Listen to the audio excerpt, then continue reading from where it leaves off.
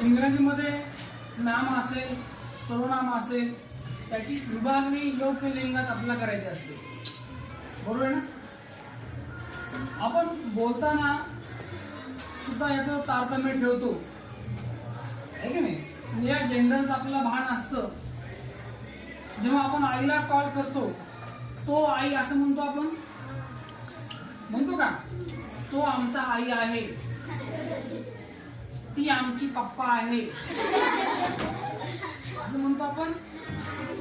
आपण कधीतरी या छडीला बोलतो का की माझी बहीण आहे? हा, आपल्याला कळतं ना, आपल्याला लिंगांचा अभ्यास आहे. हा, we can identify the gender. बरोबर ना? समजतं ना आपल्याला? बघा, आपण या ठिकाणी हे नाऊन जेंडर जे आहेत, लिंग काय आहेत नेमके, त्याच्यामध्ये 4 प्रकार आहेत. किती? पहिला प्रकार आहे मॅस्क्युलिन जेंडर. याला पुल्लिंग म्हणायचं. ज्या नामावरनं पुरुष जातीचा बोध होतो. कुठल्या? बरोबर माझं? आपण बाईंना सर म्हणतो का? आपल्याला लक्षात आलं नाही, या बाई आहेत. सरांना बाई म्हणतो आपण? सर आपल्याला शिकवायला म्हणतो का मॅडम आय हॅव क्वेश्चन, असं म्हणतो आपण? हा, तेवढी देवाने आपल्याला, परमेश्वराने आपल्याला अक्कल दिली. Thank God. हा, God has given to us a sense. We are not nonsense, आहे की नाही?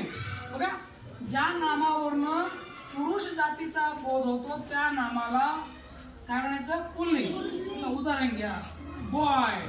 आहे की नाही? बॉय या नावावरनं आपल्याला बोध कुठला व्हायलाय? पुरुष जातीचा. कोणत्या? म्हणून बॉय हे पुल्लिंग आहे. काय आहे? बरोबर ना? ती मुलगा आहे म्हणतो आपण? हा, तो मुलगा आहे. काय म्हणतो आपण? फेमिनाईन जेंडर, स्त्रीलिंग. ज्या नामावरनं स्त्री जातीचा बोध होतो, ज्या नावावरनं स्त्री जातीचा बोध होतो त्या नामास फेमिनाईन जेंडर असं म्हणतात, स्त्रीलिंग असं म्हणतात, नाही का? मग याचं उदाहरण गर्ल. कोणतं आहे? हा. आणि ज्या नामावरनं पुरुष जातीचा आणि स्त्री जातीचा दोघांचाही बोध होत. बरोबर माझं? जर आपल्या खिशामध्ये जर पेन असेल, आपण म्हणतो का हे माझे वडील आहेत? एवढी अक्कल नाही आपल्याला का? म्हणतो हा माझा मित्र आहे. हा, गमतीने बोलणं वेगळं. कॉम्प्युटर माझा मित्र आहे, हा, तेही माझा बाप आहे. उदाहरण. हा, या ठिकाणी न्यूटर जेंडर म्हणजे स्त्री आणि पुरुष या दोन्ही जातीचा बोध होत नाही. म्हणून त्याला काय म्हणायचं? नपुंसकलिंग, न्यूटर जेंडर. काय म्हणायचं? याचं उदाहरण आहे पेन. कोणतं आहे? लक्षात? आता दुसरं आहे कॉमन जेंडर, सामान्य लिंग, जे स्त्री जातीलाही वापरतात आणि पुरुष जातीला सुद्धा वापरतात. म्हणजे ते पुल्लिंग पण आणि स्त्रीलिंग पण या दोन्ही अर्थाने आपण वापरतो. असं जेंडर कोणतं असेल? चाइल्ड. कोणतं आहे?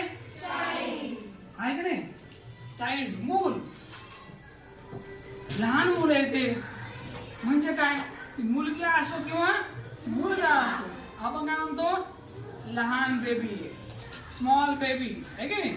म्हणजे तो शब्द या ठिकाणी दोन्हीसाठी लागू होतो, पुरुष जातीला सुद्धा आणि स्त्री जातीला सुद्धा. म्हणून या ठिकाणी चाइल्ड हे त्याचं उदाहरण आहे, बेबी हे त्याचं उदाहरण आहे की नाही? टीचर, आपण जेव्हा म्हणतो yes we are going to celebrate here teachers day, म्हणजे काय? फक्त पुरुष शिक्षकांचा सण का? Even that there are be a ladies to involve.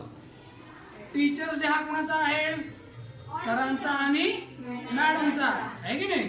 असतो की नाही? सर आणि मॅडम. म्हणजे सर मॅस्क्युलिन आहेत आणि मॅडम फेमिनाईन आहेत.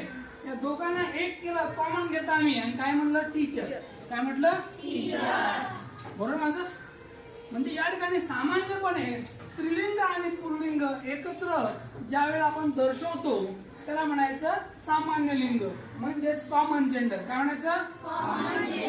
समजलं? आता तुम्ही याच्यावर आज दिवसभरामध्ये 500, 600, 1000, 2000, 4000 कितीही उदाहरणं करू शकता. You have full permission to write so many examples.